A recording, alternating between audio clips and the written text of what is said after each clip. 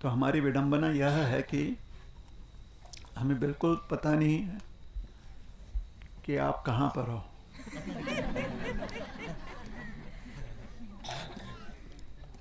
तो ऐसा लग रहा है जैसे कि नैमिषारण्य के 80 लाख लोगों के साथ बैठकर कथा कर रहे हैं।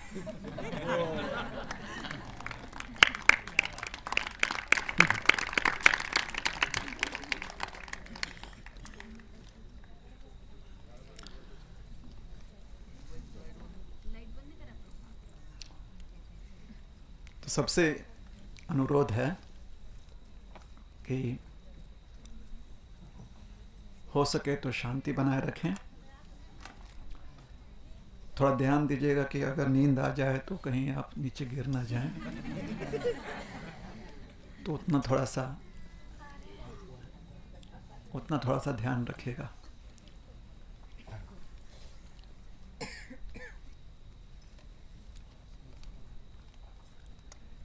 यहाँ पर समुद्र के तट पर हम सब भगवान श्री विश्वाम्भर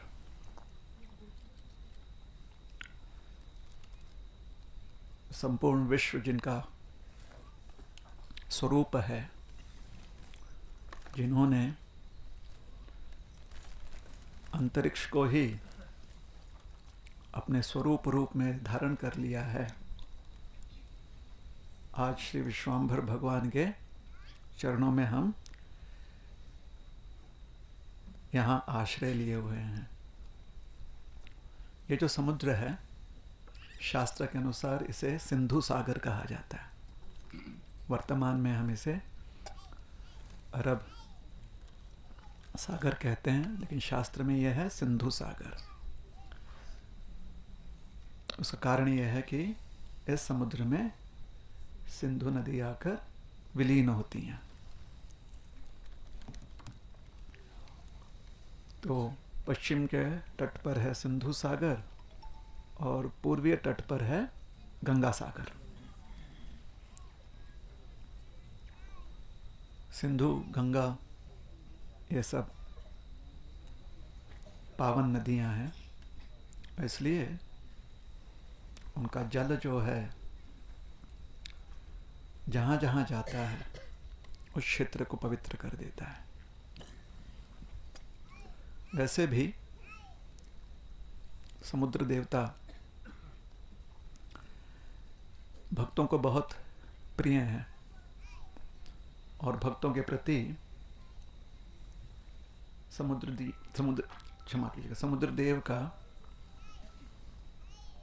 देव की बहुत अनुकंपा होती है, क्योंकि जो वैष्णव भक्त होते हैं वो जगत जननी माता लक्ष्मी को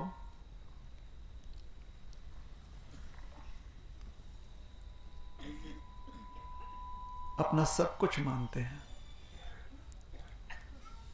अपने आप को उनकी संतान मानते हैं। तो समुद्र देव बड़े प्रसन्न हो जाते हैं, क्योंकि उन्हें लगता है कि उनके सारे नाती पोते यहाँ पर आए हैं, है ना। महालक्ष्मी कौन है? सिंधु कन्या।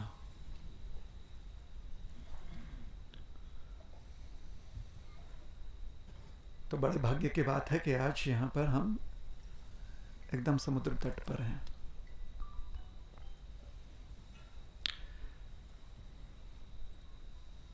भगवान श्री कृष्ण ने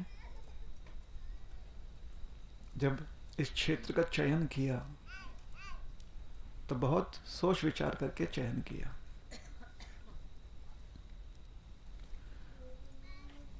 और ये शास्त्र में जो वर्णित भगवान की गतिविधियां हैं, जो भगवान की क्रियाएं हैं, उससे स्पष्ट हो जाता है।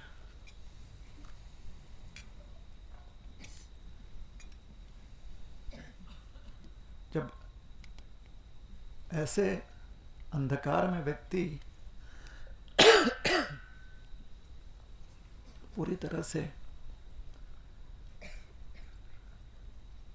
निस्सहाय हो जाता है, उसकी इंद्रियां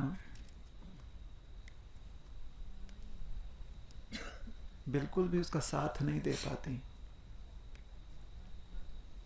उस समय व्यक्ति की आस्था जागृत होती है।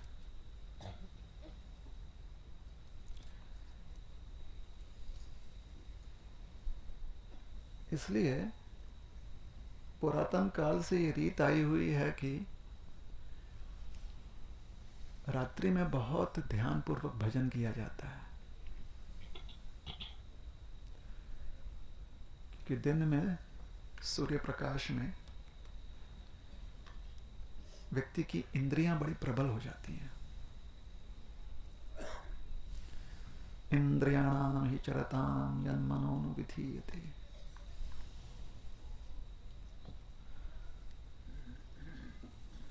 प्रज्ञ व्यक्ति के भी मन को इंद्रियां हर लेती हैं। तस्याम हरति प्रज्ञा वायुर्नावम इवाम फंसे। जिस प्रकार से समुद्र में एक छोटा सा नाव फंस जाता है, वैसे ही अति प्रज्ञ व्यक्ति के भी मन को इंद्रियां हर लेती हैं।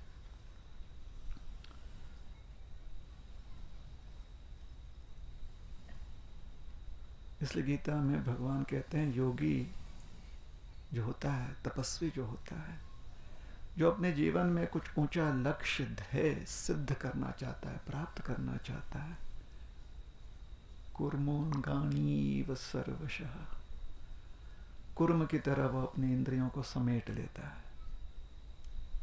जैसे कुर्म को पता चल जाता है कि उसके जीवन में संकट है, तो कुर्म अपनी इंद्रियों को समेट लेता है। कूर्म अंग ईव सर्वशः।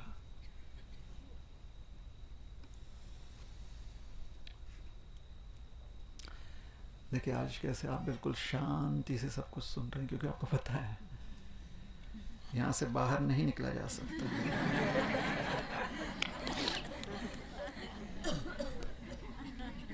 तो ऐसी अवस्था में अगर हम भव सागर का वर्णन करें तो बड़े ध्यान से आपको सब कुछ समझ में आ जाएगा। यही परिस्थिति जीव की होती है जब वो गर्भस्थ होता है। ऐसे ही होता है गर्भस्थ अवस्था में, और एक ही प्रकाश उसे दिखाई देता है। जैसे यहाँ पर प्रकाश हमारे चेहरे पर है, तो उस प्रकाश में उसे परमात्मा दिखाई देते हैं। हम परमात्मा नहीं है, भगवान के वचन यहाँ पर निमित्त मात्र हैं। भगवान के वचन जो है दोहराने का प्रयास कर रहे हैं, तो आपका ध्यान लगा रहेगा। तो गर्भस्थ अवस्था में ऐसे ही हम में से हर व्यक्ति ने भगवान से प्रार्थना की थी कि प्रभु इस गर्भस्थ अवस्था में से हमें बाहर निकाल दें। यहाँ पर रहकर हमें आपका चिंतन हो जाता है, लेकिन कठिनाई बहुत है, परेशानियां बहुत है। हम ये वचन देते हैं, हम आपको आश्वासन देते हैं कि जन्म लेते ही आजीवन हम आपका चिंतन करेंगे। लेकिन गर्भस्थ अवस्था में जहां पर जीव का ध्यान भगवान पर है, परमात्मा पर है, वही बाहर के जगत में उसका ध्यान जो है इंद्रियां घेर लेती हैं। मीठे शब्द सुनने को मिलते हैं जो उसे मीठा लगता है। जिह्वा जो है, रसनेन्द्रियां जो हैं रस ग्रहण करती हैं, स्वाद ग्रहण करती हैं। तो इस प्रकार से व्यक्ति जो है संसार में लिप्त होने लगता है। नहीं होना चाहिए, हो जाता है। पूर्व कर्म जो है वह पुण्य उसे भारतवर्ष में जन्म दिलाता है। भारतवर्ष में बड़ा आसान हो जाता है अध्यात्म की ओर ध्यान रखना या अध्यात्म में रुचि रखना।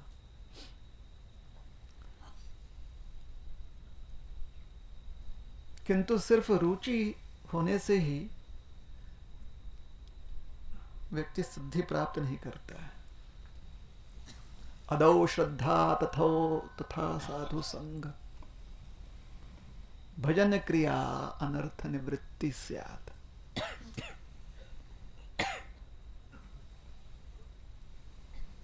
अध्यात्म में रुचि अगर व्यक्ति की है तो उसके साथ ही साथ व्यक्ति ने परिश्रम करना है। साधु संग, संगति करनी है उन सारे विषय तत्वों से जिससे कि मन निर्मल रहे, मन एकाग्र रहे, मन जो है भ्रम चक्र में ना फंसे। यह परिश्रम करनी, उसे कहते हैं साधु संग। एक बार एक व्यक्ति जो है बहुत त्रस्त हो गया अपने जीवन में, पता है, आपके आसपास देखिए, ऐसा कोई व्यक्ति दिख रहा है आपको? बड़ा त्रस्त हो गया व्यक्ति। सवेरे उठा तो बिस्तर के उस तरफ उठा जहां से सीधे बिस्तर के नीचे गिर गया, सर पर जोर से लगी उसे मार। उसने कहा अरे चोट लगी। उसके बाद जब वॉशरूम में गया, बाथरूम में गया तो पैर जो है दरवाजे से टकराया, पैर में चोट लगी उसे। पेस्ट लेने गया तो पेस्ट जो है वॉश बेसिन में गिर गया ब्रश की जगह। कुल्ला करने गया तो नल में पानी नहीं। चिल्लाया जोर से कि पंप चालू करो, पानी चढ़ाओ ऊपर टंकी में। कोई सुनने को तैयार नहीं।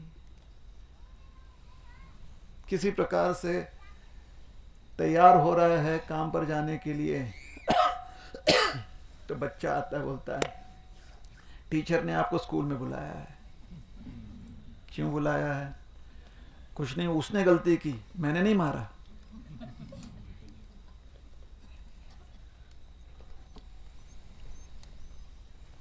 उसके बाद घर में पत्नी बोलती है बिल भरा नहीं, बिजली वाला आया था, गैस का सिलेंडर खाली हो रहा है, आज नहीं लेकर आए तो ऐसे बैठना, शाम को कुछ नहीं मिलेगा।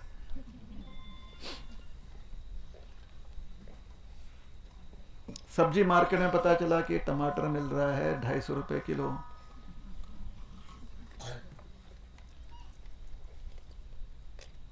टैक्सी वाले जो हैं स्ट्राइक पर हैं।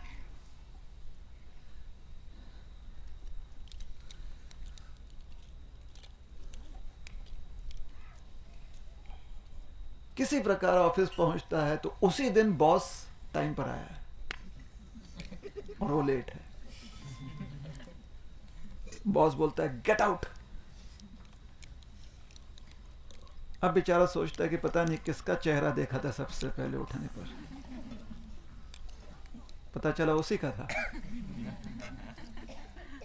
स्वयं का ही देखा था। मुखारविंद। अब वो सोचा कि काम पे से तो बॉस ने बोला चलो निकलो बाहर, आज के दिन तो ऑफिस जा नहीं सकते, घर जाएंगे तो गैस सब्जी, कहाँ जाएं?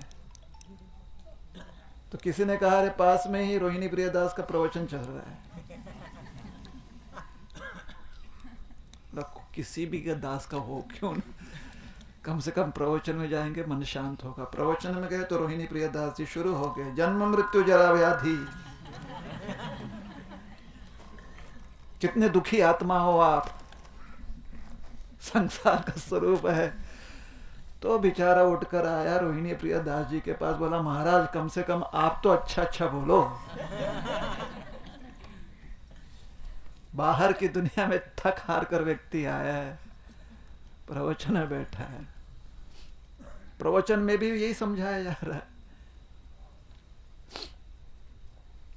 तो कभी कभी व्यक्ति को लगता है कि अध्यात्म का अर्थ होता है जैसे धूप में त्रस्त व्यक्ति, कहीं पर उसको छाया मिल जाए, दो क्षण के लिए उसे थोड़ा आराम मिल जाता है, तो उसे लगता है अध्यात्म वैसे ही होना चाहिए। वास्तव में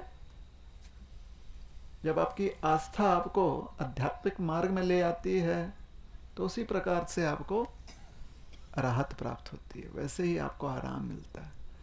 लेकिन फिर आपका युद्ध शुरू होता है आपके अनर्थों के साथ। कई कई जन्मों के अनर्थ होते हैं, काम, क्रोध, लोभ, मोह, मद मत्सर।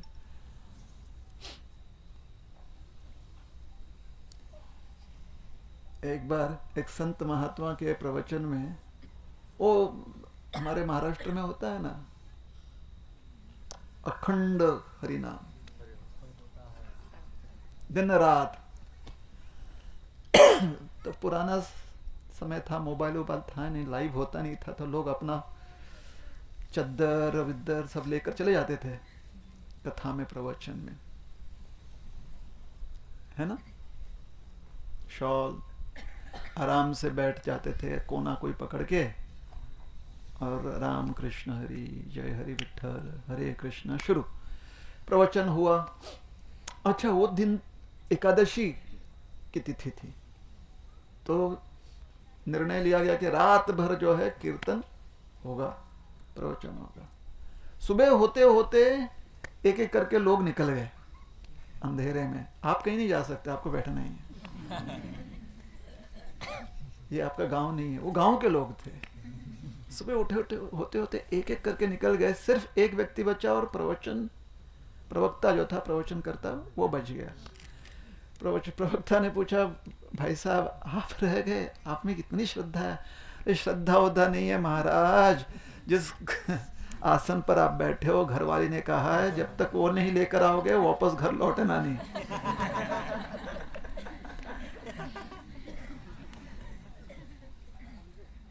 तो अध्यात्म में जब व्यक्ति आ जाता है तो उसके बाद यह युद्ध शुरू होता है कि आसन पर बैठा कौन है, वो कब छोड़ेगा हमें। आसन पर बैठा होता है क्या? हमारी साधना।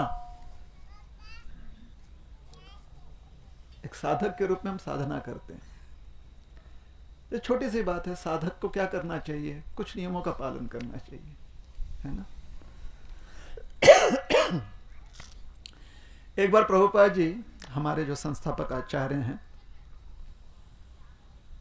ओम विष्णुपाद परम पूज्य श्री श्रीमद अभय चरणारविंद भक्ति वेदांत स्वामी प्रभुपाद, भारत में कहीं पर प्रवचन कर रहे थे।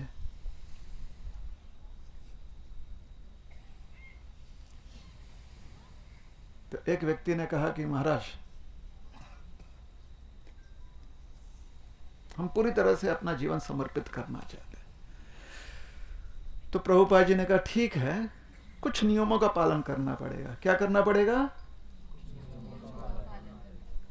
कितने नियमों का? कुछ। कितने नियमों का पालन करना है? कुछ नियमों का पालन करना है। उन्होंने कहा बिल्कुल पालन करेंगे। क्या नियम है? मांसाहार नहीं करना। काय मंडळी केलं पाहिजे का मांसाहार? सब बोल रहे हैं कि कुछ लोग शांत हैं। करना चाहिए मांसाहार? बिल्कुल नहीं करना चाहिए, है ना। शाकाहारी भोजन भगवान ने हमें कितना सुंदर दिया हुआ है।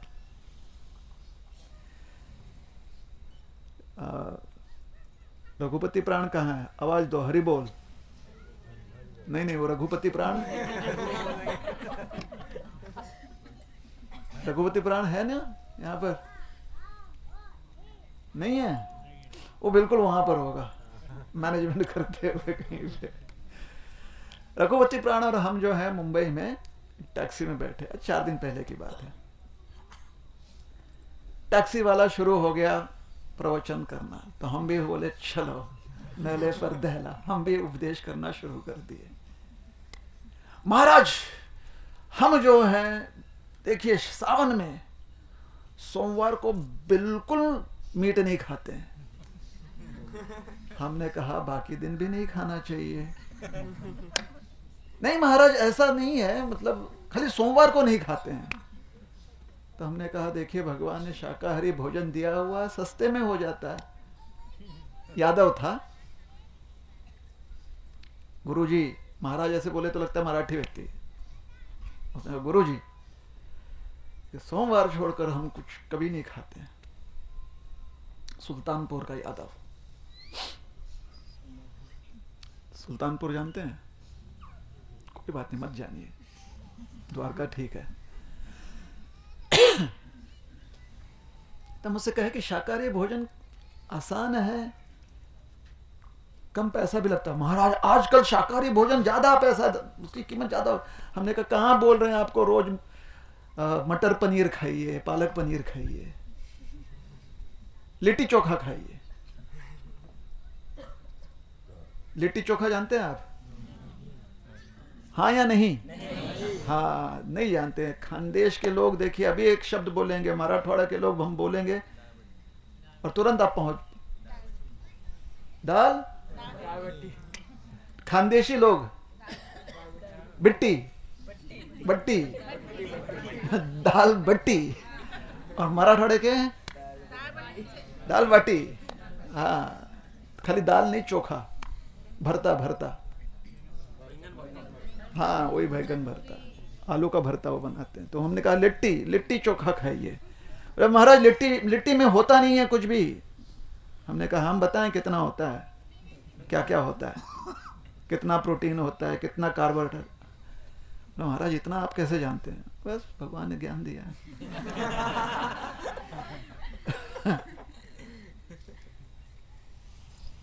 कहने का तात्पर्य है कि आज व्यक्ति कारण ढूंढ लेता है कि क्यों शाकाहारी भोजन आसान नहीं है, जबकि बहुत आसानी है। तो शाकाहारी भोजन नित्य होना चाहिए। कैसे होना चाहिए? नित्य होना चाहिए, है ना। और वैष्णव क्या करता है? भगवान को भोग लगाता है पहले, फिर उसे प्रसाद रूप में ग्रहण करता है शाकाहारी भोजन। तो मांसाहार नहीं करना। किसने कहा? प्रभुपाद जी ने। किससे कहा? उस व्यक्ति से। उस व्यक्ति ने कहा गुरुजी बचपन से नहीं, अरे माँ के गर्भ में जब से थे तब से नहीं, हमारे माँ बाप भी नहीं खाते हैं। अच्छी बात है। फिर गुरुजी ने कहा नशा नहीं करना। बोले ना ना ना ना ना, बिल्कुल नशा नहीं करते हैं। गुरुजी ने कहा नशा में आपने चाय और कॉफी भी नहीं पीना। अरे बाप रे, दक्षिण भारत से थे, उन्होंने कहा कॉफी भी नहीं। बोले गुरुजी सोच कर बताते हैं। प्रभुपाद जी ने कहा कि अगर ये नियम हमने इसमें थोड़ा सा ढील दे दिया ना, कि लोगों से कहा कि नहीं आप चाय कॉफी पी सकते हो, तो हमारे मंदिर खचाखच भरे रहेंगे। क्या रहेंगे? खचाखच भरे। तो यात्रा में जितनी मंडली आई है, अगर आप में से कोई अभी भी चाय पी रहा है, आपसे अनुरोध है 4 दिन के लिए मत पीजिए। कितने दिन के लिए? हाँ।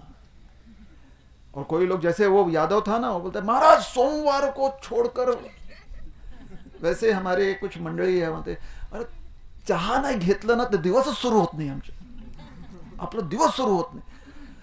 इसमें कौन सा पराक्रम है? कोई बड़े पराक्रम की बात नहीं है। ये दिखाता है कि लत लगी है ना। फिर उसके ऊपर गाना भी बनाते हैं और फिर आप गाते भी हो, लत लगी।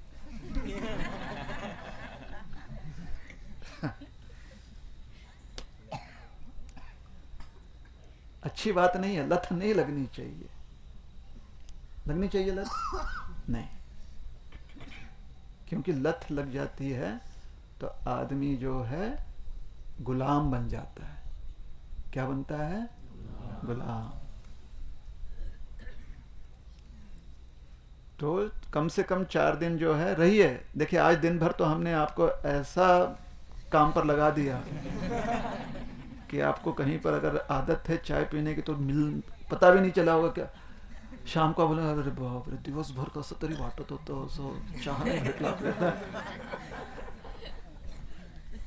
देखिए एकदम निवांत इथे बसलेला तुम्ही, काहीच झालेलं नहीं। अगर नहीं पिया आपने दिन भर चाय तो ऐसे ही कल भी मत पीजिए, परसों भी मत पीजिए। बोला विठ्ठल। हाँ विठ्ठल। ठीक है। चाय नहीं पीना, कॉफी नहीं पीना, क्योंकि ये नशा है, मद्य है। कषाय लीजिए, कषाय, काढ़ा।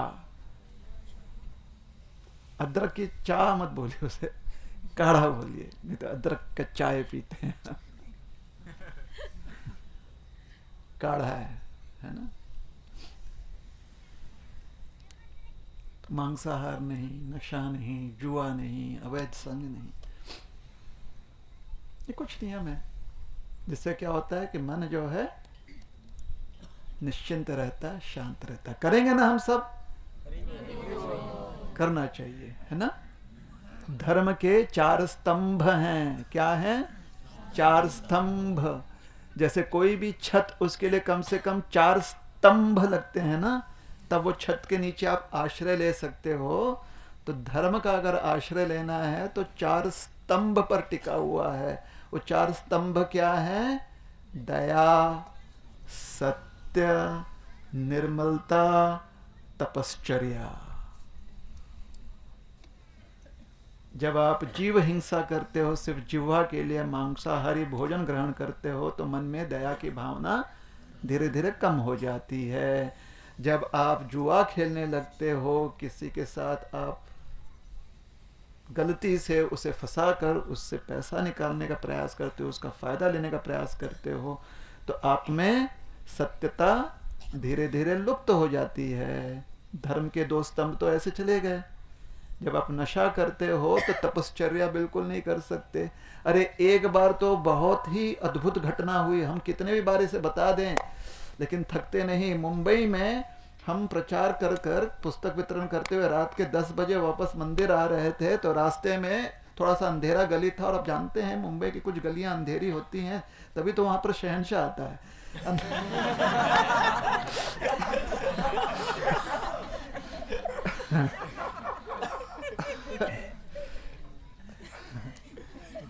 हमारे यहाँ जो भगवान आते हैं, लेकिन मुंबई ठीक है, तो पतली गलियां होती हैं, बगल में हमेशा नालियां बहती हैं, ऐसे बहते रहते हैं नालियां।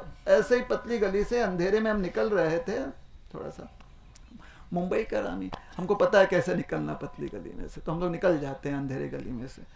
तो महाराज, किसी ने बोला महाराज हरे कृष्णा। हम ढूंढे भाई कहाँ से आकाशवाणी हो रही अंधेरे में, तो आकाशवाणी नहीं हो रही थी, थलवानी हो रही थी, नीचे से आवाज आ रही थी, धरती में से। हमने कहा बाप रे, धरती बोल रही है, गूंज रही है। पता चला नाली में एक व्यक्ति पड़ा हुआ है। हमने पूछा क्या कर रहे हो नाली में? उसने कहा महाराज तपस्या। हमने कहा कौन सी तपस्या कर रहा हूं? महाराज गंगा में हूं, ध्यान साधना कर रहा हूं। हमने कहा ये नाली है। बोला, उसने कहा मानो तो नाली।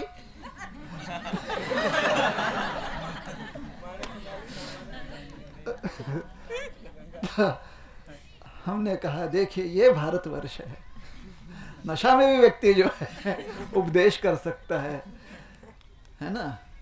इसलिए अगर किसी को ज्ञान नहीं है, उपदेश नहीं कर रहा है, तो यही समझना चाहिए कि वो नशे में है। किस चीज का नशा है? अपने पद का, अपने ज्ञान का, अपने अस्तित्व का, अहंकार का नशा है।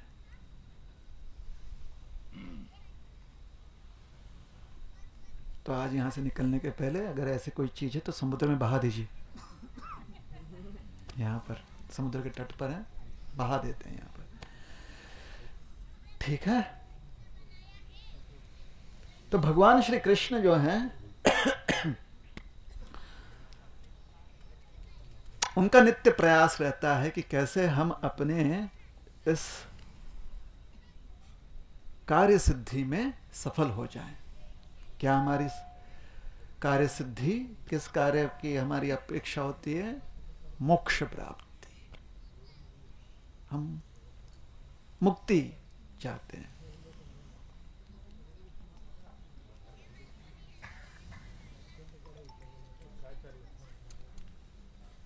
संतवाणी येते मला।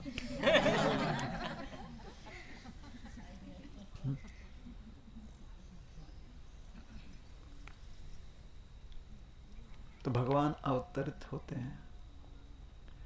यदा यदा हि धर्मस्य ग्लानिर्भवति भारत अभ्युत्थानम् अधर्मस्य तदात्मानं सृजाम्यहम् परित्राणाय साधूनां विनाशाय च दुष्कृतं धर्म संस्थापनार्थाय।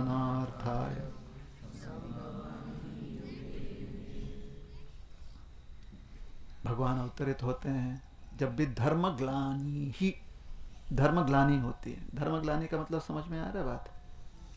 धर्मग्लानि का मतलब होता है पूजा कर रहे हैं आप, आरती कर रहे हैं आप, नाम जप नाम स्मरण कर रहे हैं और अचानक व्हाट्सएप पर आता है,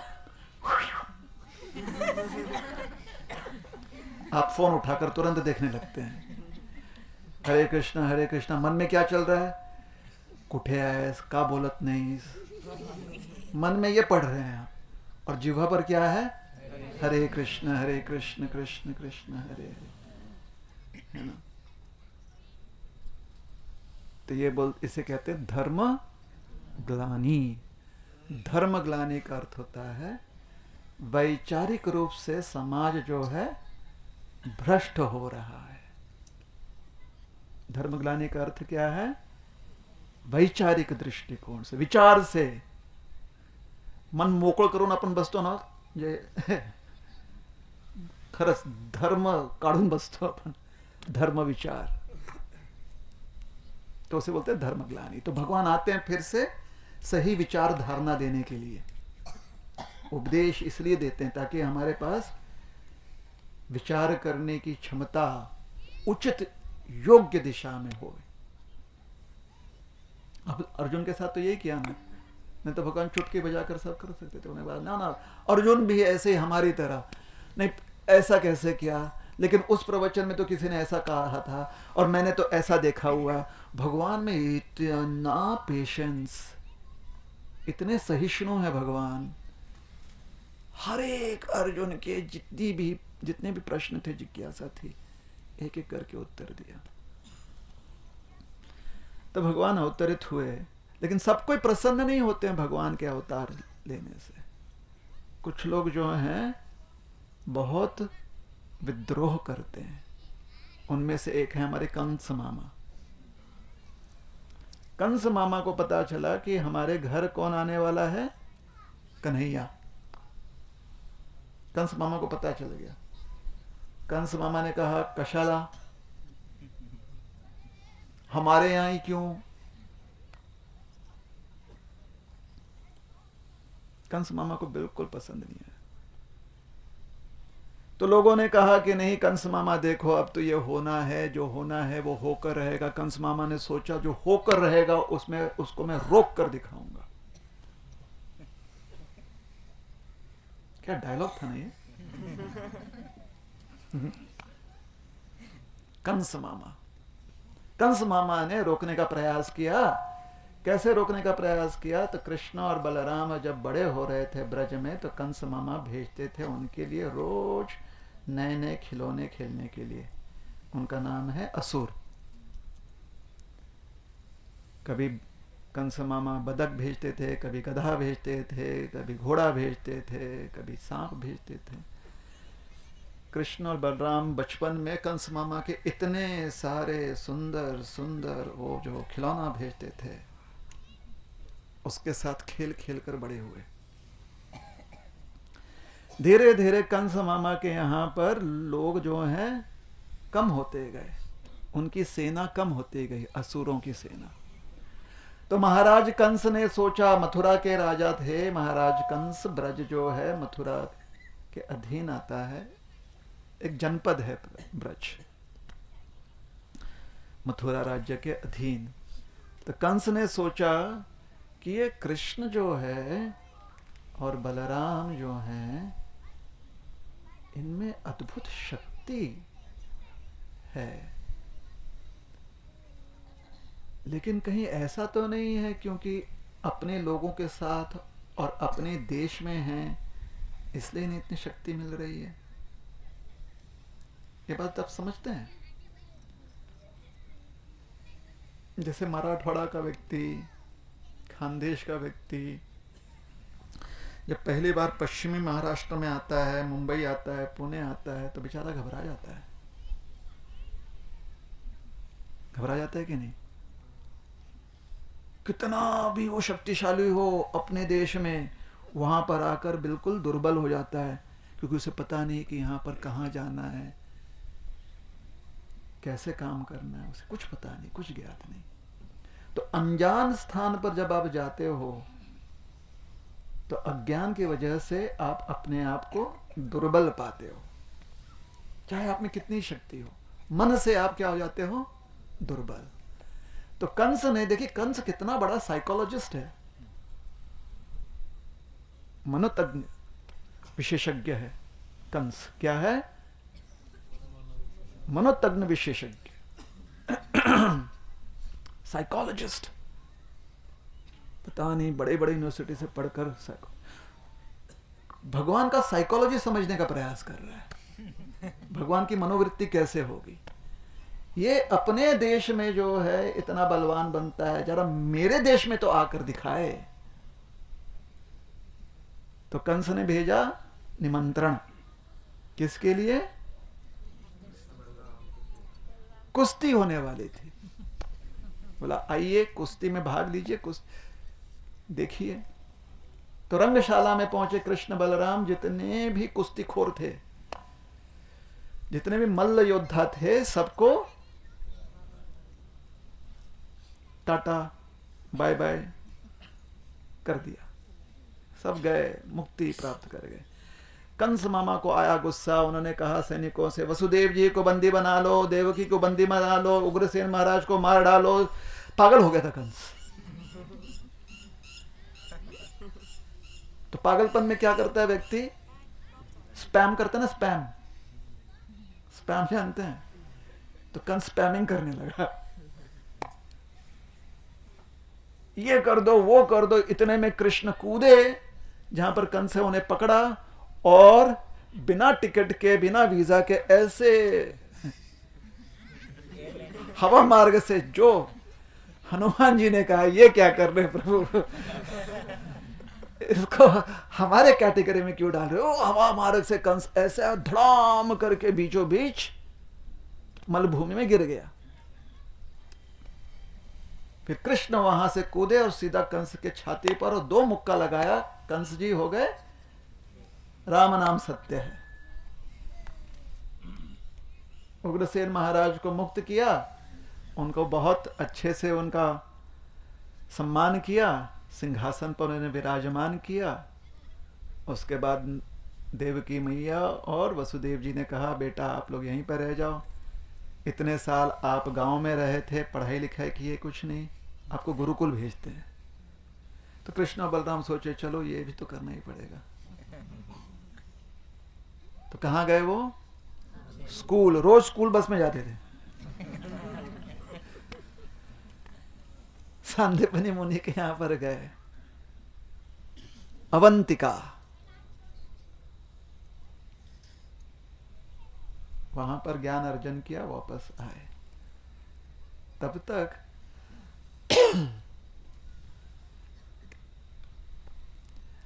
अस्ति और प्राप्ति, ये 2 नाम याद रखिएगा आप। ये हैं कंस की पटरानियां। ये गई मथुरा से सीधे मगध देश, और वहां पर जाकर बोली पापा, इनके कौन है पापा? जरासंध जी। बोले हाँ बेटा, we are not happy with you. तो कंस के पत्नियां हैं, अंग्रेजी तो बोलेंगी।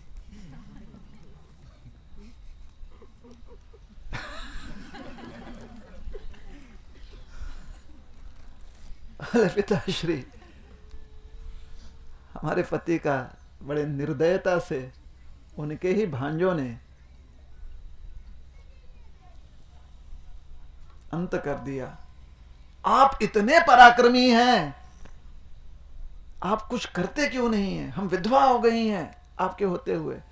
जरासंध जी को आया गुस्सा। जरासंध जी ने क्या किया? ललकारा सैनिकों। अब जरासंध का मतलब ये जो मल्टी लेवल मार्केटिंग होता है ना, जरासंध उसमें बड़ा निपुण था। उसके 2 का 4, 4 का 8 ऐसे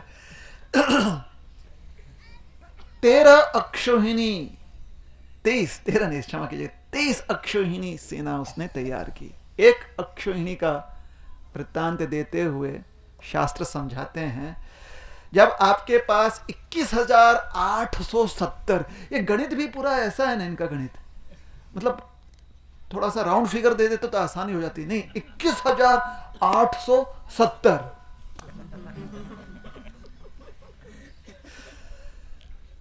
हाथी पर सवार योद्धा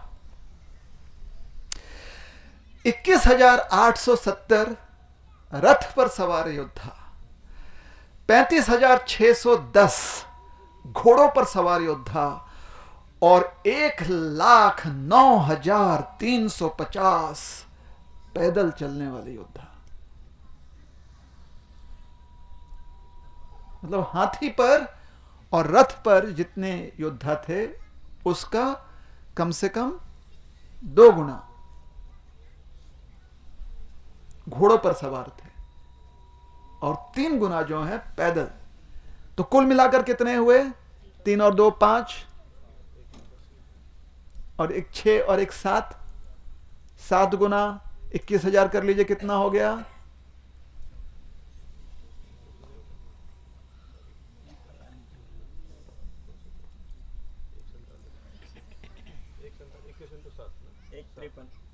इक्कीस इंटू 8 करना पड़ेगा ना, 8 कितना हो गया? हाँ, 1,70,000 एक अक्षोहिणी में। तो 23 अक्षोहिणी में कितने?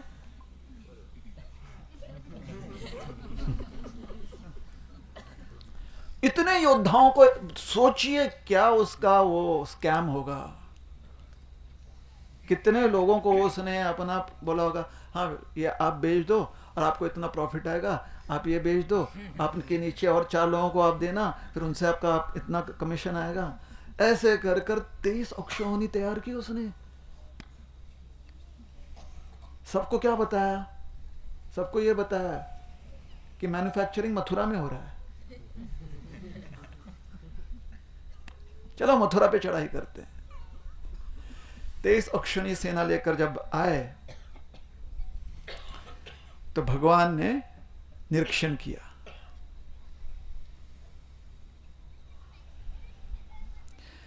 और जब उन्होंने इतनी बड़ी सेना का निरीक्षण किया तो भगवान विचार करने लगे।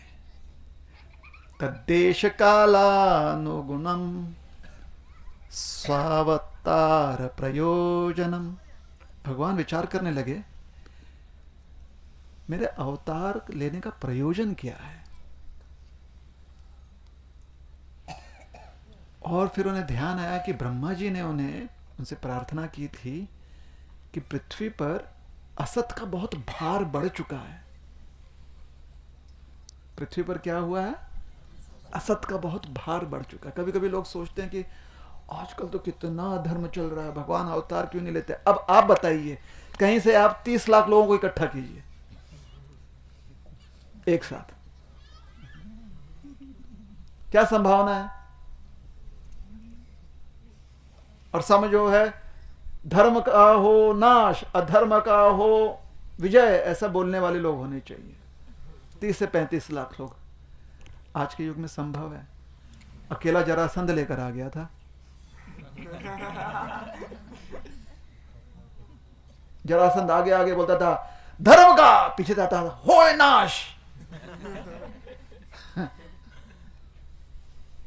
तो इसलिए भगवान ने उस समय अवतार लिया था। आज भगवान को लगता है कि आप लोग आराम से सामना कर लोगे,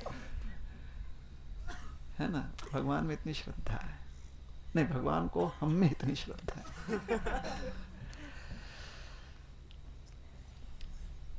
तो भगवान पृथ्वी पर अवतरित हुए और जरासंध की सेना देखकर उन्होंने विचार किया। एक युक्ति लगाई भगवान ने कि एक सेना के साथ युद्ध करेंगे और इस युद्ध में जितने भी ये दुष्ट जन इकट्ठा हुए हैं, जो कि सज्जनों को धर्मज्ञ लोगों को, धर्मनिष्ठ लोगों को रोज तकलीफ देने वाले लोग हैं, ये सब यहाँ पर आए हैं।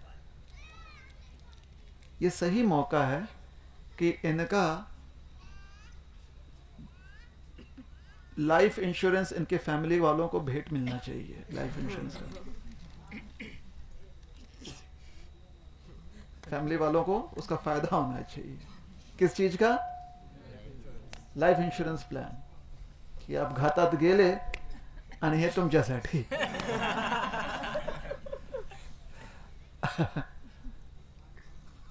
अच्छा, आप सब लोग जगह हैं कि नहीं?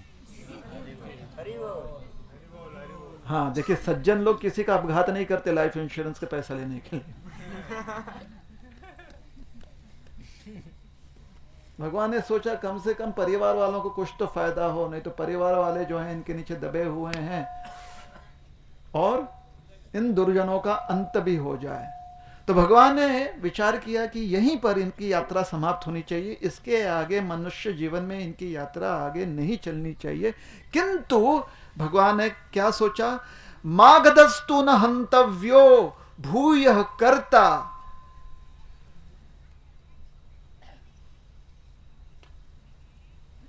बलोद्यमाम मागधस न हंतव्यो। लेकिन ये मागध जो है, मगधराज, इसे नहीं मारूंगा। क्यों? क्योंकि अगर ये बच गया, ये इतना बड़ा स्कैम चलाता है, ये अगर बच गया तो फिर से कुछ ना कुछ स्कैम करेगा और लोगों को साथ में इकट्ठा करके लेकर आएगा। यहां पर बैठे बैठे हम जो हैं इनके ऊपर ईडी रेड लगाते रहेंगे। बैठे बैठे इन सारे दुर्जनों का नाश हो जाएगा। सारे दुर्जन जो हैं मथुरा आएंगे और यहां पर इनका अंत होगा। तो इस प्रकार से भगवान ने विचार किया और बलराम जी से कहा कि हे तात, हे दाऊ, जरासंध यहां पर आ चुके हैं, तो हमें विचारपूर्वक उसका सामना करना चाहिए। सुखदेव गोस्वामी इस संदर्भ में कुछ समझाते हैं हम सब के लिए, यह हमारे लिए बहुत आवश्यक है। सुखदेव गोस्वामी कहते हैं कि जब विचार कर रहे हैं भगवान, तो भगवान के उद्देश्य समझिए। लीला तो है भगवान की, लेकिन समाज में क्या उद्देश्य सिद्ध होगा, वो सुखदेव गोस्वामी व्यक्त कर रहे हैं। एतदर्थो अवतारोऽयं भूभार हरणाय मे संरक्षणाय साधूनां कृतोन्येषां वधाय च।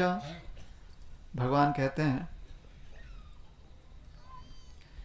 इस अवतार में धरती का, भू का भार कम करने और जो सत्यवादी हैं उनकी रक्षा करने और जो दुर्जन हैं उनका अंत करने, इन उद्देश्यों को सिद्ध करने आया हूं।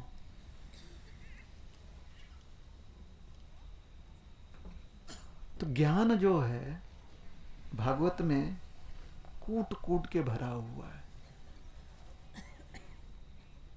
अक्सर जब लोक व्यवहार व्यक्ति करता है तो अगर सज्जन है तो सिर्फ धर्म अर्थ काम मोक्ष के माध्यम से करता है, दुर्जन है तो सिर्फ अपने इंद्र तृप्ति के लिए करता है। किंतु भगवान जब अपना कार्य सिद्ध करते हैं तो लोक कल्याण, जगत कल्याण के लिए करते हैं।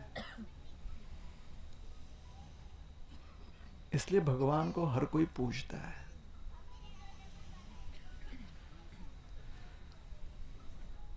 आगे सुखदेव गोस्वामी कहते हैं कि भगवान स्वयं विचार कर रहे हैं।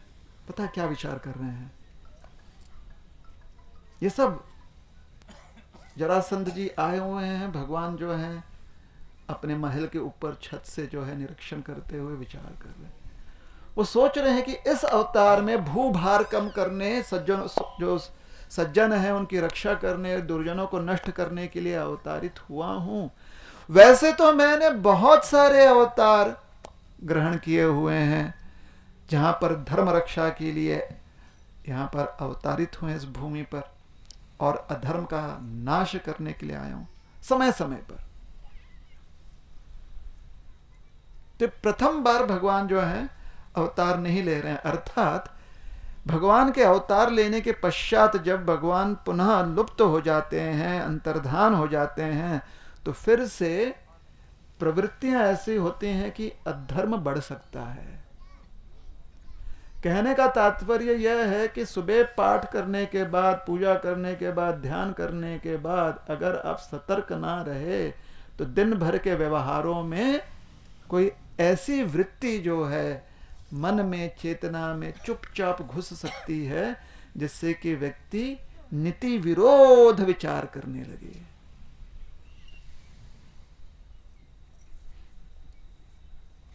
हो जाता है। इसलिए हर दिन साधना करने की आवश्यकता है, और हो सके तो दिन में सतर्कता बनाए रखें।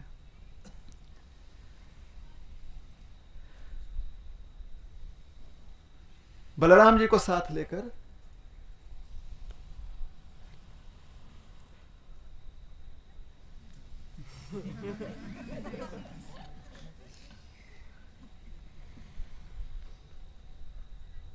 अंधेरे में कैसे देख गया मुझे?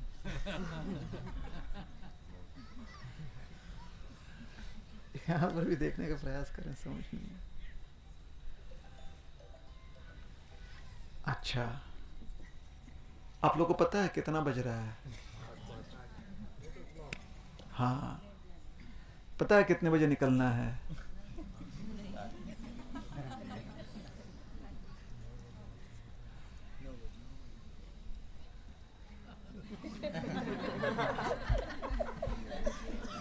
क्या लगता है 9 बजे ठीक रहेगा निकलना,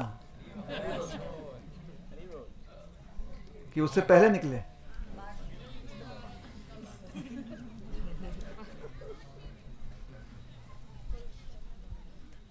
ठीक है। तो कृष्ण और बलराम जो है, ये इसका उत्तर हम अगले सेमेस्टर में देंगे। अभी सिलेबस में आया नहीं। भगवान बलराम जी के साथ निकले बाहर, पूरा अस्त्र शस्त्र धारण करके, अपने रथ पर सवार होकर, सेना लेकर बाहर निकले। मथुरा के सारे लोग जो हैं ऊपर खड़े हो गए, जैसे कि छत के ऊपर, खास करके जो महिलाएं हैं, जैसे कि अब कोई अच्छा सा एक सीरियल चलने वाला है, लेकिन ये तो लाइव सीरियल है।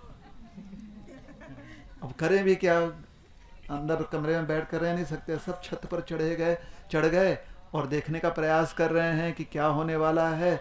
जरासंध की विशाल सेना ने पूरी तरह से भगवान को घेर लिया, उनकी सेना को घेर लिया। घोड़े, हाथी, पैदल चलने वाले, इतने लोग, इतने प्राणी, इतने जानवर, और धूल इतनी उड़ रही थी आसमान में कि भगवान और भगवान के साथ जितने भी सेना थी, शब्द जो है ओझल हो गए नेत्र से, मथुरा वासियों के नेत्र से। हमारे लोग हैं कि कोई और है? अपने लोग हैं, बाहरचे लोग हैं।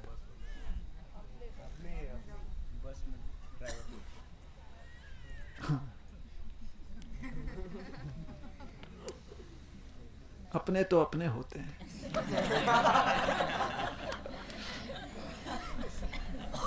ठीक है।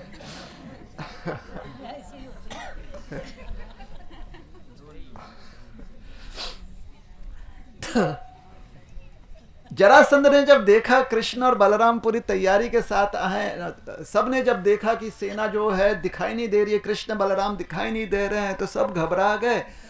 और जरासंध ने जब देखा कृष्ण और बलराम को, जरासंध ने कृष्ण को देखकर उसका मन इतना घृणा से भर गया, उसने कहा, हे कृष्ण पुरुषाधम। गुस्सा आ गया उसे कि इसने मेरे दामाद को मारा है। अरे इतना मैंने कितना अनुरूप और मैरिज साइट पर मैंने डाला था अपने बच्चों का नाम, कितने सारे लोगों ने भेजा था प्रस्ताव, कितने कुंडलियों को मैंने मैच करके, फिर कुंडली देखने के बाद जरासंध को हमने कंस को हमने चुना था। और इस कृष्ण ने मेरे इतने मेहनत पर, जरासंध शायद पानी ना पीता हो तो कुछ और लहू फेर दिया। ठीक है, तो हे कृष्ण पुरुषाधम,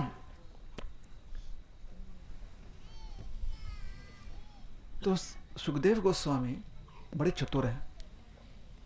उन्होंने जब इस दृष्टांत को, इस वृत्तांत को जब प्रस्तुत किया, तो शब्दों का चयन बहुत ही बुद्धिमत्ता से की। उन्होंने कहा हे कृष्ण पुरुषाधम, तो सुखदेव गोस्वामी ने बहुत ही प्रज्ञ जो टीकाकार हैं उनको एक साधन दे दिया। टीकाकारों ने कहा पुरुषाधम अर्थात पुरुष अधिक अधम।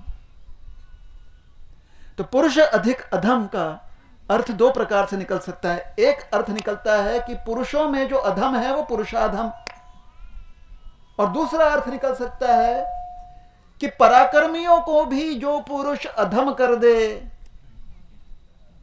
जो बहुत श्रेष्ठ पराक्रमी व्यक्तियों को, समाज के जितने भी प्रतिष्ठित पराक्रमी व्यक्ति हैं उनके सामने उनका पूरा बल, उनका पूरा ऐश्वर्य एक साथ भी कर दिया जाए तो सब जो है कम पड़ जाए, उस व्यक्ति के सामने उसे भी कहा जाता है पुरुषाधम। तो हे कृष्ण पुरुषाधम, भक्त ताली बजाने लगते, वाह वाह वाह वाह वाह वाह वाह वाह, और बोलो पुरुषाधम पुरुषाधम। कहने का तात्पर्य है कि भगवान की स्तुति की जा रही है कि जब भगवान आ जाते हैं तो सारा जितना भी समाज है खड़े होकर ताली बजाता है, या साहब, या आपके सामने हम सब अधम हैं, आपने हम सबको अधम कर दिया, ऐसे आप पुरुष हो। तो हे पुरुषाधम, तुम्हारे साथ मैं युद्ध नहीं करूंगा। फिर कहते हैं गुप्ते न ही त्वया मंद न योत्से या ही बंधु हन। गुप्ते न ही त्वया मंद न योत्से, तुमने चोरी चुपके मेरे दामाद को मारा,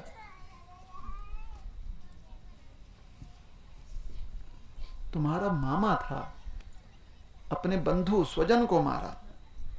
त्वया मंद, ऐसा काम जो है मंद बुद्धि वाला व्यक्ति ही कर सकता है। तो जितनी गाली देनी थी उससे पहले गाली दे दी, लड़ाई छोड़ दी बगल में। कभी आपके साथ ऐसा हुआ है? किसी के ऊपर इतना क्रोध आ रहा है कि त्याला दाखवतोच मी, तो सामने जाकर हाथ पैर इतना क्रोध से कांप रहे हैं, लेकिन कुछ करने के पहले मुंह से पहले आप काम कर देते हो, मतलब उसे गाली देना शुरू कर दो, क्योंकि क्रोध मन में भरा हुआ है ना। तो पहले मुंह से उन्होंने बहुत गाली दी, किसे? कृष्ण को। तो मां सरस्वती क्या कहती हैं? बोलती हैं देखो, कंस ने क्या कहा? गुप्तेना। तो बात सही कहा, भगवान गुप्त रूप से सबके हृदय में रहते हैं, और वही व्यक्ति भगवान को हृदय में उनका दर्शन कर पाता है जिसके पास दिव्य दृष्टि हो। कंस जैसे व्यक्ति के पास साधारण दृष्टि भी नहीं थी कि भगवान के ऐश्वर्य को समझे, उनके पास दिव्य दृष्टि क्या होगी। तो यहां पर जरासंध जी कह रहे हैं कि हे प्रभु, आपका दर्शन तो बड़े बड़े योगी नहीं कर पाते हैं, आपने कंस को मार दिया, कितनी दया की आपने, आपने साक्षात रूप से कंस को मारा, ये तो आपकी दया है। अगर आप में इतना पराक्रम है कि आपके कहने मात्र से आपको कहीं पर जाने की भी आवश्यकता नहीं, आपका काम सिद्ध हो जाए, फिर भी आप स्वयं जाते हो, तो ये आपकी महानता है। तो गुप्तेन का अर्थ वैसे निकलता है। त्वया मंद, इसके भी दो अर्थ निकलते हैं। त्वया अधिक मंद, अर्थात तुम मंद हो, मंद बुद्धि हो, बेवकूफ हो, या त्वया अमंद, कि आपके सामने बुद्धिमान से बुद्धिमान व्यक्ति जो है वो गूंगा हो जाता है, कुछ बोल नहीं पाता। आपकी वाक शैली या आपके वचन सबको स्तब्ध कर देते हैं। तो भगवान का उपदेश, पता नहीं जरासंध को पता था, शायद आगे जाकर भगवान जो है गीतोपदेश देंगे जो सबको स्तब्ध कर देता है। तो पहले से भविष्यवाणी, शायद जरासंध जी क्या है, भविष्यवाणी करता है। त्वया मंद, तो उन्होंने कहा तुमसे युद्ध नहीं करेंगे, बलराम से युद्ध करेंगे हम, तू बैठ जा, तू आ मत। बलराम को उन्होंने चुनौती दी, बलराम तू सही व्यक्ति है, आमने सामने युद्ध करता है, छुप कर नहीं करता। तेरे साथ पराक्रम करने में, युद्ध करने में कोई बात है, सामने आ, आज तुम्हें धूल चटाऊंगा और तेरे शरीर को पीट पीट कर इतना कुचलूंगा कि कुत्तों को भी खाने के लिए कुछ नहीं रह जाएगा। या तो फिर तू मुझे यमराज के घर भेज देगा। आचार्य कहते ये हुई ना बात, ताली।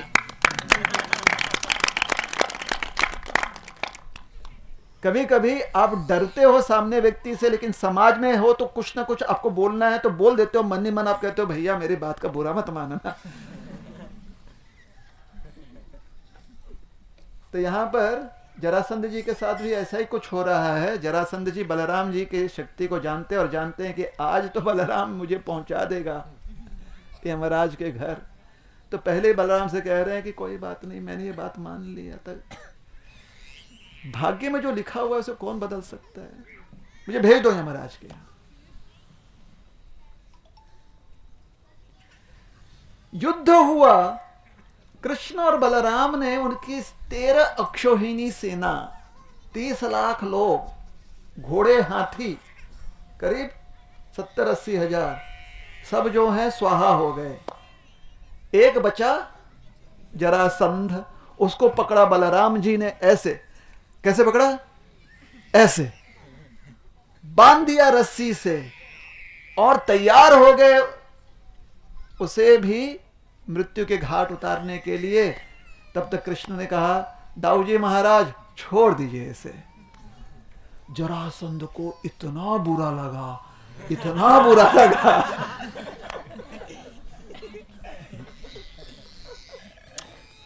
छोड़ो इसको, क्या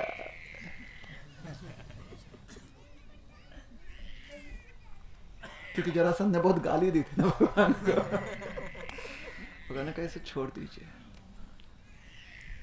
दाऊ ने कहा जैसा कहो भैया।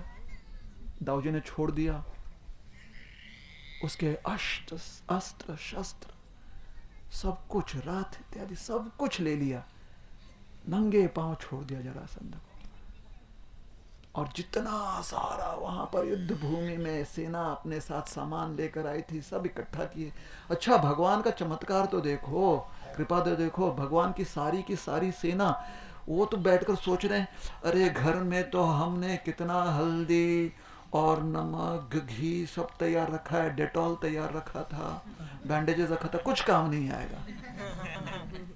एक खरोच किसी को नहीं लगी।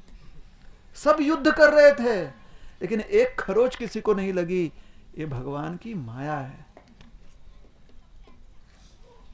सब वापस पहुंचे। जरासंध जी जो है उनको छोड़ दिया, मुड़कर भी देखा नहीं। एक सैनिक ने भी मुड़कर नहीं देखा कि भैया थोड़ा पानी लोगे, कोई पूछा नहीं। जरासंध सर नीचे कर कर सोच लिया इससे अच्छा तो मैं अपना प्राण त्याग दूं, लेकिन ऐसे में प्राण त्याग दूंगा तो कितना लोग जो हैं मुझ पर थूकेंगे, मैं जाकर तपश्चर्या करता हूं।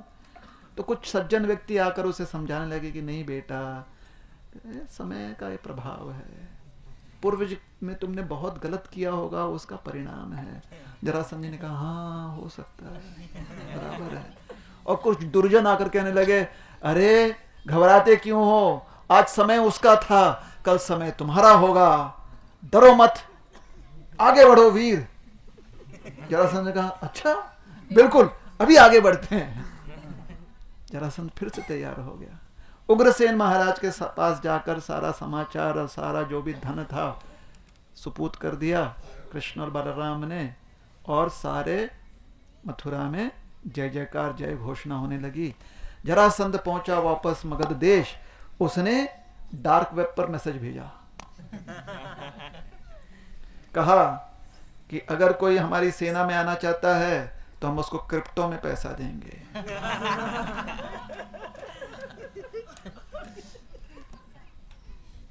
काला धन, टैक्स नहीं भरना पड़ेगा। फिर से सेना इकट्ठा की, 23 बार सेना इकट्ठा की। कितने बार? 23 बार। सुखदेव गोस्वामी कहते 23 बार सेना इकट्ठा की। टीकाकार कहते हैं कि 23 बार उसने, क्षमा कीजिए 23 नहीं 17 बार, गलती हो गई, 17 बार सेना इकट्ठा की। हम 23 पर भी अटके रहे। 17 बार उसने सेना इकट्ठा की। टीकाकार कहते हैं कि हर बार वो 23 अक्षौहिणी लेकर आता था। इसकी पुष्टि भागवत में स्पष्ट नहीं है, लेकिन 17 बार उसने सेना इकट्ठा की। हर बार भगवान सारी सेना को नष्ट कर देते थे, खाली बचता था मगधराज। उसकी हिम्मत का भी दाद देना पड़ेगा। अरे 5-6 बार देने के बाद तो आदमी भी कहता है नहीं करा समझ इंजीनियरिंग।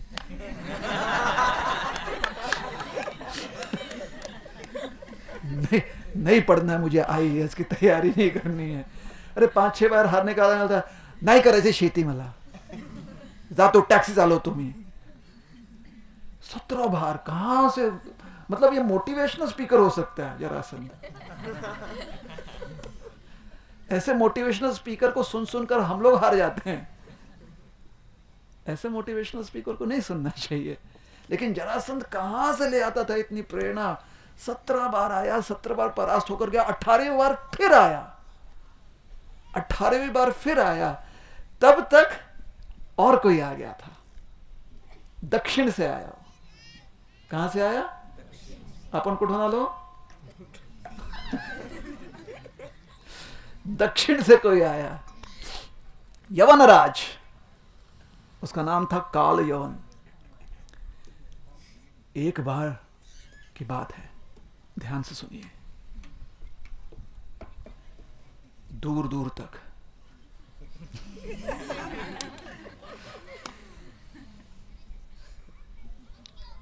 जब बच्चे कोई भी ऐसा आवाज करता था तो मां कहती थी बेटा सो जाओ, नहीं तो यवन आ जाएगा। यवनराज, यवनराज के एक समस्या थी, उसे कोई संतान न थी। उसने ऑनलाइन सर्च किया, ढूंढा, उसने पूछताछ की, गांव गांव में उसने जाकर अपने गुप्तचरों को भेजकर पता करने का प्रयास किया कि कौन है जो इस समस्या का हल दे सकता है। किसी ने कहा जाओ इस दरगाह जाओ, किसी ने कहा जाओ इस जगह माथा टेको, किसी ने कहा जाओ यहां पर दर्शन करो, इतनी अंगूठियां पहनो, इतना दान करो। सब उसने किया, उसकी संतान ना होए।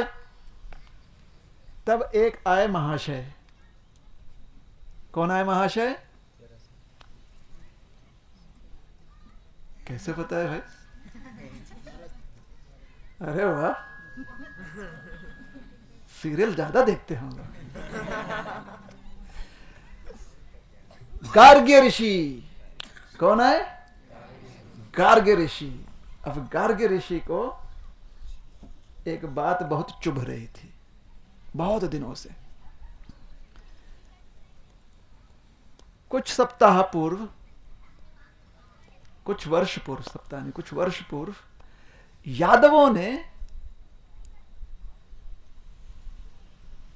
किसी बात पर उनका मजाक करके उन पर हंसा था। हंसी, उनकी हंसी बना दी थी। कोई एक बात हो गई थी उनके और उनके बहनोई के बीच में। बहनोई, बहनोई समझते हैं? हाँ हाँ, उनमें और उनके जीजाजी में कुछ बहस हो गई थी। जीजाजी ने कहा, अरे जाओ तुम ऐसे ही हो। यादव बोले, हा हा हा हा, ऐसे ही हो, अरे सुना क्या तुमने, माइती गाय। ऐसे बात फैल गई यादवों में। यादव अर्थात कौन? वृष्णि, अंधक, भोजकुल के लोग। गर्ग ऋषि को जो ठह करके यहां पर हृदय में बात लग गई। उन्होंने कहा, जितना मेरे जीजाजी ने बात कही उससे ज्यादा मुझे यह पीड़ा हो रही है कि यादवों ने मेरा साथ नहीं दिया। कभी कभी जब आपके मन में ऐसी कोई खिन्नता आती है तो आप किसी और को ही दोषी मान लेते हो, क्योंकि जिसे दोषी मानना है उसे आप दोषी मानना नहीं चाहते। अरे मेरे घर का ही आदमी, उसी का दोषी माने। यांच्यामुळे झालं हे होते तेव्हा किसी और को दोषी मानता है व्यक्ति। काय मंडळी त्रस्त झाले की काय?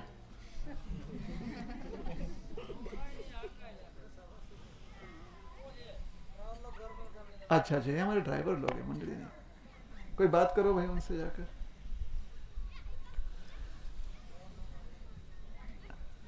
अभी भी टाइम बाकी है।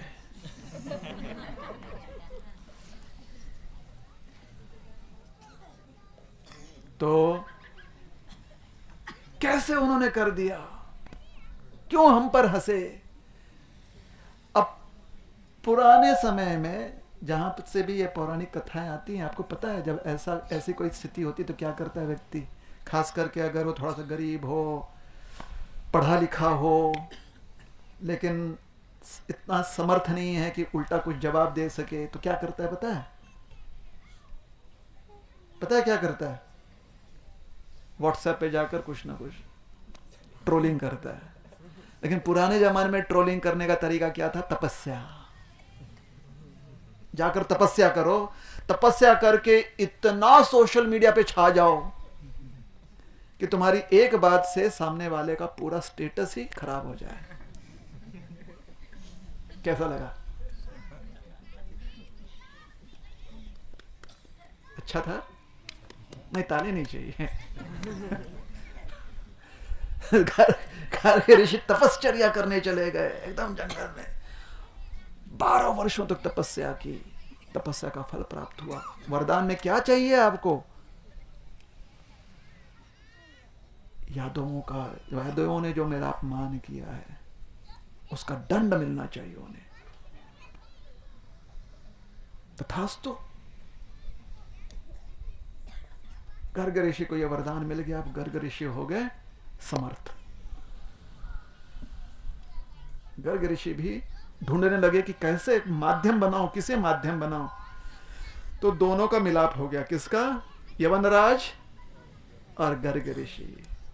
गर्ग ऋषि ने उनसे कहा, आपकी संतान नहीं है, हमारे वरदान से आपको संतान होगी। और वह संतान थी काल यवन। काल यवन ने अपने गुरु से पूछा, गुरुजी इस संसार में कौन सबसे पराक्रमी है? गुरुजी ने कहा, सबसे ज्यादा पराक्रम तो यादवों में। हाँ, यादवों में है। फिर गुरुजी ने कहा, लेकिन यादवों में वह सबसे ज्यादा पराक्रमी है जिसका नाम है कृष्ण। कैसे पहचानूंगा उस कृष्ण को? गुरुजी ने कृष्ण का पूरा प्रोफाइल, स्टेटस प्रोफाइल दिखा दिया। बोल के वर्णन किया गुरुजी ने। ऐसा वर्णन और इससे कंठस्थ कर दिया काल यवन ने कि इतने सालों से हम जो हैं शुक्लांबरम कंठस्थ कर नहीं पाए।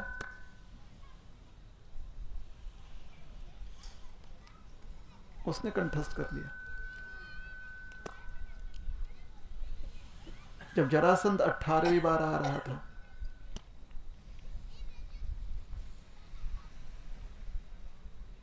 कालयवन दक्षिण से पहुंचा।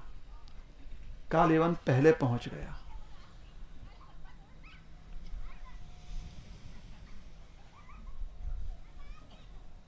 3 करोड़ सेना के साथ। कितना? 3 कोटि 3 करोड़ सेना के साथ, सब यवन। यवन मतलब आप समझ रहे हैं? यवन का मतलब होता है शस्त्र के साथ तो युद्ध भी करते हैं, लेकिन अपने हाथों से आपके आंख, कान, आंतड़ियां जो हैं उधेड़ देते हैं, उसमें उनका आनंद है। यवन अति क्रूर। तब तक गुप्तचरों ने समाचार दिया कि 2-3 दिन में तो पूरब की दिशा से जरासंध भी आ जाएगा अपनी सेना के साथ। भगवान ने बलराम जी के साथ विचार किया। भगवान ने सोचा कि अगर काले यवन के साथ हम युद्ध करके उसे रोकने जाएंगे और जरासंध उस समय आया तो मथुरा नगरी में प्रवेश कर जाएगा, तो युद्ध में अगर फंस जाएंगे तो समस्या है। तो भगवान ने बलराम जी से कहा, हमारे पास समय है। उस रात्रि में भगवान ने विश्वकर्मा जी को बुलाया और विश्वकर्मा जी से कहा, अनर्त देश जाइए। कहां जाइए? अनर्त देश। वहां पर हमारे पुश्तैनी जमीन है। अनर्त देश अर्थात महाराज अनर्त जो हुए थे उनका राज्य। कई युग पूर्व महाराज अनर्थ ने तपस्या की थी भगवान कृष्ण से आशीर्वाद प्राप्त करने के लिए कि उन्हें एक साम्राज्य मिले। समुद्र के तट पर समुद्र का पानी रिक्त कर उन्हें एक बहुत समृद्ध साम्राज्य मिला। उन्होंने वो राज्य दिया अपने पुत्र रेवत महाराज को। रेवत किसे दिया? रेवत महाराज को। रेवत महाराज ने उस राज्य को और समृद्ध कर दिया। फिर उनकी पुत्री हुई रेवती। रेवती का विवाह उन्होंने किया यदुवंश के बलराम जी के साथ और दहेज में दे दिया ये राज्य। तो राज्य किसके पास आया? कृष्ण के पास, यादवों के पास। तो हमारे पुश्तैनी यहां पर जमीन है। विश्वकर्मा जी ने कहा कि ठीक है, जमीन तो आपकी है, लेकिन बनाए कहां आपके लिए कुछ? तो उन्होंने समुद्र देव का आवाहन किया। भगवान ने समुद्र देव से कहा, स्थान दीजिए। समुद्र देव ने 12 योजन स्थान दिया पानी रिक्त कर और वहां पर बनी द्वारका नगरी। एक रात्रि में द्वारका नगरी बन गई। भगवान कृष्ण ने योग माया से कहा कि द्वारका के जितने निवासी हैं सबको स्थानांतरित कर दो। सारे द्वारका के निवासी, क्षमा कीजिएगा, मथुरा के जितने निवासी हैं उनको स्थानांतरित करो। मथुरा के सारे निवासी एक रात्रि में स्थानांतरित किए गए। और जब द्वारका में उठे उन्हें लगा ये हमारी नगरी है। तो सिर्फ स्थानांतरित ही नहीं किया, बल्कि उनमें ऐसी चेतना जागृत की जैसे मानो कि अपने ही घर में जग रहे हैं। सब कुछ द्वारका में उन्हें पता था। मतलब भगवान ने कुछ तो सॉफ्टवेयर डाउनलोड कर दिया उनकी चेतना में। नया वर्जन, द्वारका वर्जन वाला सॉफ्टवेयर। बड़े आराम से यहीं पर द्वारका में रहने लगे वो। फिर भगवान ने बलराम जी से कहे कि जरासंध तो आएगा, तो आप यहां पर रुकिए सेना के साथ, हम काले वन से मिलकर आते हैं। भगवान निकले दक्षिण द्वार से। भगवान ने काले वन को देखा नहीं, उसके 3 कोटि 3 करोड़ सेना को भी नहीं देखा। भगवान कहां दौड़ने लगे? दक्षिण में। काले वन सोचा मैं तो वहीं से आया, ये वहां पर क्यों दौड़ता? और भगवान निहत्ते थे। काले वन को लगा कि अरे ये निहत्था दौड़ रहा है। उसने अपनी सेना को कहा स्टैंड स्टिल, कदम ताल। वहीं पर सेना खड़ी हो गई। कालेवन भगा भगवान के पीछे और ये पकड़ने गया, तब तक देखा कि हवा पकड़ा है, भगवान तो आ गए। फिर पकड़ने गया, हवा पकड़ में आया, भगवान तो और आ गए। दौड़ाते दौड़ाते दौड़ाते दौड़ाते भगवान उसे एक बिल्कुल निर्जन वीरान स्थान में ले आए, जहां पर पर्वत हैं, गुफाएं हैं, उसे समझ में ही नहीं आया, वो तो खाली भगवान को देख रहा था कि कब इसे पकड़ूं और 4-5 चपेटे लगाऊं। पकड़ने जाए, हाथ में खाली हवा है। भगवान एक गुफा में चले गए, वो भी गुफा में घुस गया। गुफा में जैसे घुसा, उसे कुछ दिखा नहीं। फिर उसकी आंखें जब अंधेरे में देखने योग्य हो गई, उसने देखा कि कोई तो सोया हुआ है। अच्छा, बड़ा साधु बन के सो रहा है। एक लात लगाई, जो व्यक्ति सो रहा था वो अचानक उठा, कौन है कर कर उसने देखा, कालेवन को देखा, कालेवन जल के भस्म हो गया। फिर भगवान प्रकट हुए, आशीर्वाद दिया। भगवान फिर गए वापस, बलराम जी से मिले। कृष्ण और बलराम मिलकर 3 कोटि सेना का कर दिया उन्होंने स्वाहा। फिर सारा जो सेना थी, उनका जितना भी धन था, जितना भी उनके गहने उन्हें थे, आभूषण थे, सब इकट्ठा कर कर ले जा रहे थे द्वार मथुरा के भीतर। तब तक पहुंचे जरासंध जी। जरासंध जी जब पहुंचे अपनी सेना के साथ, भगवान ने अपने हाथ में जो कुछ था फेंका, बलराम जी ने फेंका, सारी सेना ने फेंका। कृष्ण और बलराम भागे, सेना दूसरी तरफ भागी। जरासंध जी ने देखा, ए भाग रहा है भगोड़ा। तो पहले भागे भगवान कालेवन से, फिर भागे जरासंध से। वो भागे भागे, कृष्ण बलराम दौड़े दौड़े, जरासंध पीछे रथ पर दौड़ रहा है, दौड़ रहा है। ए ठहर, कहां भाग रहा है, कहां भाग रहा है? भगवान कुछ बोले ना। कृष्ण बलराम साथ में, अरे मजा आ रहा है ना? हाँ मजा आ रहा है। क्या होगा हमारा स्पीड? देखता हूं, एप्पल वॉच में देख रहे थे। कितने स्टेप्स हो गए? अरे 20,000 तो कब के हो गए।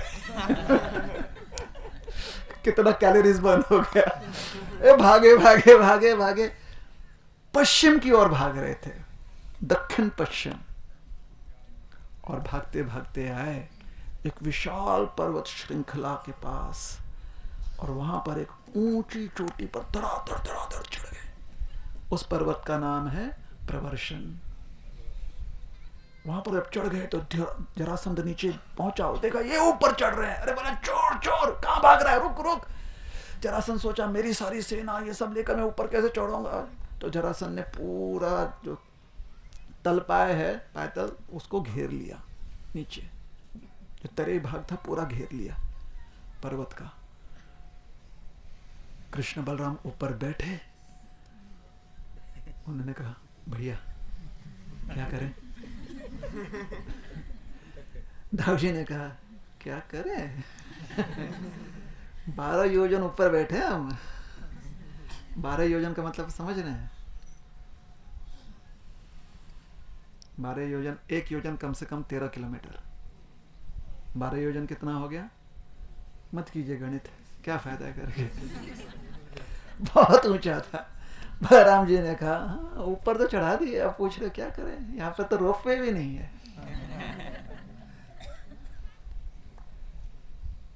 जरासंध को लगा कि ऊपर जाना तो फिर ऊपर जाते जाते थक जाएंगे। फिर उसको याद आ गया, 17 बार पहले भी बहुत मार चुका है, थक हार कर ऊपर जाएंगे पता नहीं कितना पीटेगा।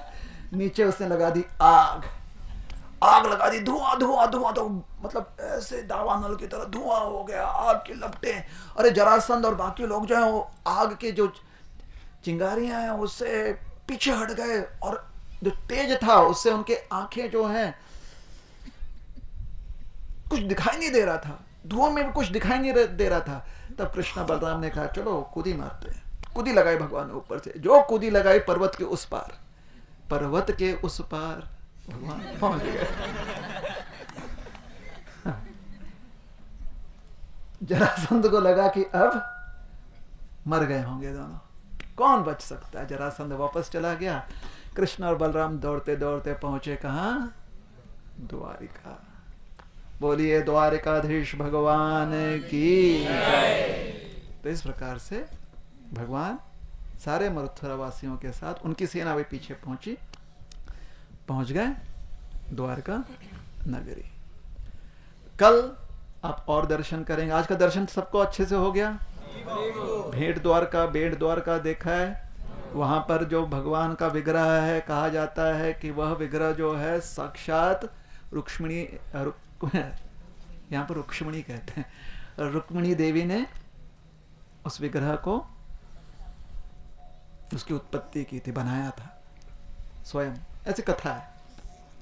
और वहां पर जो द्वारकाधीश जो है विराजमान है वो स्वयं भू है।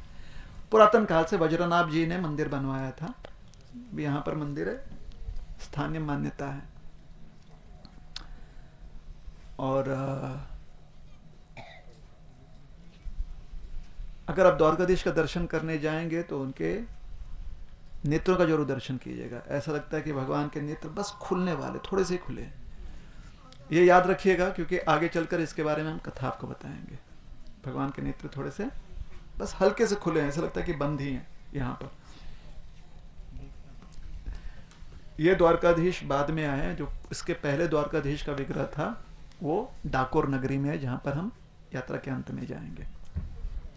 ठीक है, रुक्मिणी मंदिर का भी आपने दर्शन कर लिया अच्छे से सबने।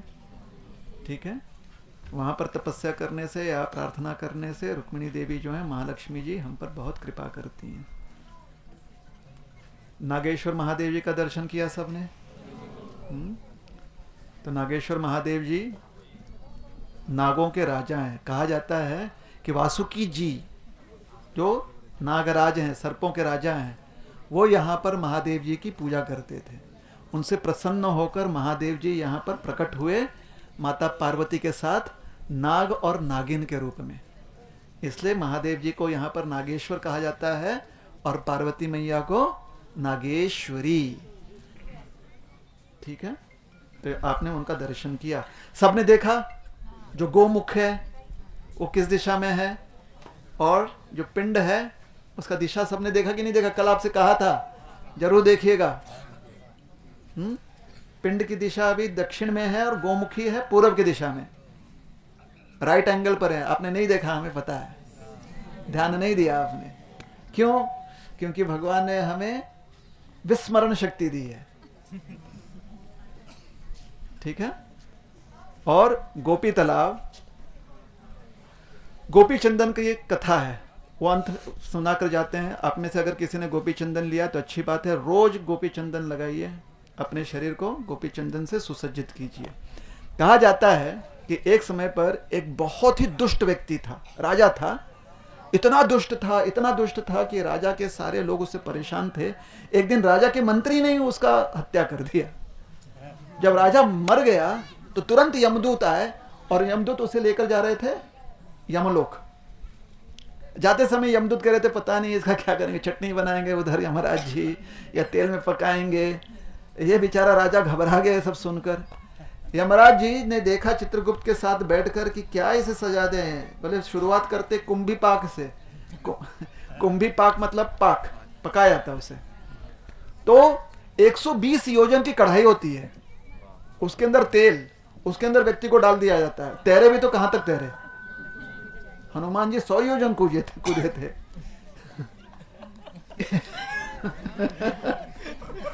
अच्छा लगा कुंभी पाक का वर्णन सुना। उसको उस तेल में डाला गया, ऐसे उबलता हुआ तेल, जैसे ही भीतर गया तेल शांत, तेल एकदम ठंडा हो गया। यमराज जी ने कहा अरे कितना पैसा नुकसान। फिर से भट्टी कौन जलाए, तेल को कौन गर्म करेगा? यमराज जी ने सोचा ऐसा कैसा हो गया। अरे थोड़ा शांति रखिए। हरे कृष्णा। नहीं, अगर जा रहे हैं तो शांति से जाइए, रास्ते में ये नहीं होगा। जो लोग बैठे हैं सुनिए बैठकर। तो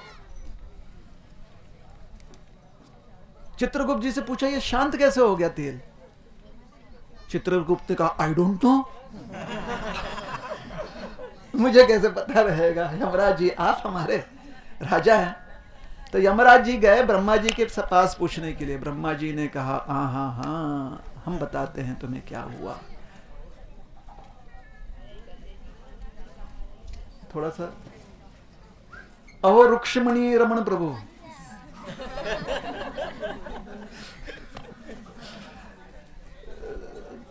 थोड़ा सा शांति रखो, और सबको बोल रहे निकलने के लिए ना शांति रखो थोड़ा सा।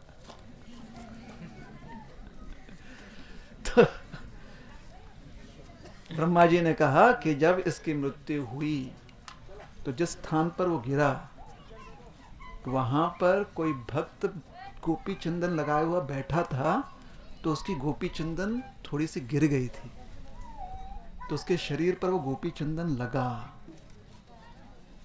और शास्त्र में कहा जाता है कि अगर किसी के शरीर पर किसी ने एक बार भी गोपी चंदन धारण कर लिया हो, वो कभी यमलोक नहीं जाएगा। इसमें हरि बोल करने की क्या बात है? आप तो पहले से ही हरि नाम ले रहे हो। ये कथा उन लोगों के लिए है जो अभी तक भगवान का नाम जप नहीं कर रहे हैं। लेकिन गोपी चंदन का यह महात्म्य गर्ग संहिता में दिया गया है। ठीक है। हरे कृष्ण कृष्ण कृष्ण हरे हरे, हरे राम राम राम हरे हरे, हरे कृष्ण। अभी आप सब जो है हमारे रुक्मिणी रमन प्रभु का जो अनाउंसमेंट है वो सुनिए, क्योंकि यहाँ से जाना बालू है ना, रेती है, तो पैर धसेगा, कहीं ना कहीं लगेगी। जिसके पास भी मोबाइल है कृपया करके आप अपना टॉर्च चालू कर लें और पहले अनाउंसमेंट सुन लें। श्रील प्रभु